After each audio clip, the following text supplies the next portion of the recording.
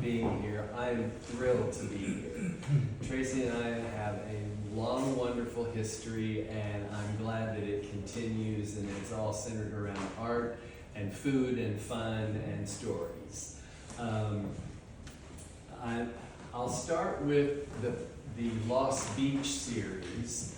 That happened because we were anticipating a hurricane. This was in the summer of 2015. This was before Hurricane Sandy, before Hurricane Irene. There was Hurricane Bill. And Hurricane Bill was about 150 miles off the south coast of Long Island. And it was just sitting there churning and churning. And I decided on an early Sunday morning I would get on a train, get out there, get to the beach, and just see what was happening. What surprised me was when I got to the beach, there was a fair amount of people, as you see, but they're all in their street clothes. And only a few people had on swimsuits, and one guy with the surfboard, so I started photographing everything. Everything was completely gray. The sky was gray, the sand was gray, the sea was gray, all different shades of gray. And so over the next few weeks, as I studied these images, I thought, well, what would happen if I take away the gray and just start to just try to limit what we're seeing? And in doing so, it just left the people, touches of the beach, touches of the water. And I was kind of amazed at what happened. One of the pieces in Gallery D, which is the large guy with the big surfboard, I had a commission for that had to be 7 feet wide. And it was going into someone's new beach house, but it happened to be a 10,000 square foot beach house. And then the Painted Forest series, I like to go out into the country as much as I can, since I grew up in the country. And so I had friends who lived up in the Catskill Mountain area, and that's north of New York, about 90 miles. So I would go up and stay with them, and he was a painter, and his wife had been a dancer. And they were both of advanced age, but they still were busy and social and loved to have other artists in. And so I took a lot of photographs of the forests in the Catskill Mountains. And I wasn't sure what I was going to do with them. And I studied those for about 2 years. Then something called the pandemic came along. And so at that time I had a lot of time on my hands, and I started trying to decide, what do I do with all of these images?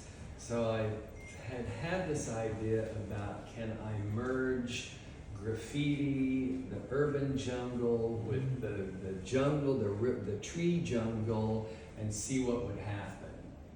And so the very first one I did is in Gallery B, and I thought, okay, this is kind of workable. I'm liking this. And what I did was I just looked at the image of the forest, and I drew all of the trees. I drew every one of these trees, and then I started layering in with painted everything from New York graffiti to murals to just colors that I would see on the sides of buildings. And so, for instance, this piece is about 72 images all mashed up together. And so I liked what I saw, and I started continuing, and I produced 15 pieces in 2 years. I was very happy about that. And then this piece and 2 pieces at Gallery A were the pieces that premiered at the Salomon Gallery. And when Tracy offered this opportunity for me, I thought, well, I want to do something new and fresh, because I had been doing some work for clients and other things. So this is a new piece for this exhibition. And in Gallery A, the first piece on the left, which is on the gallery card, is also from this piece. These are more in your face, because this is from a kind of a standpoint of standing back. These are more up front, and this is a totally different group of painted images on walls than these are. And then I've decided also to do two paintings so that there could be this juxtaposition, since these are so very graphic.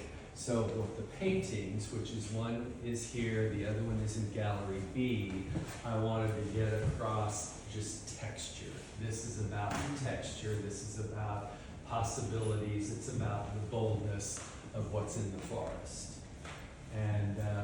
And here they are, and here you are. And I want to thank everyone at the Beeville Art Museum staff, and Tracy and Abby and Corley, and I believe Georgia, and thank you for all of your hard work, and Becky, who did a beautiful job of installing the work, and thank all of you for being here. Well, thank you for visiting us. Thank you. I appreciate your work, by the way. Oh, thank you very much. I appreciate that.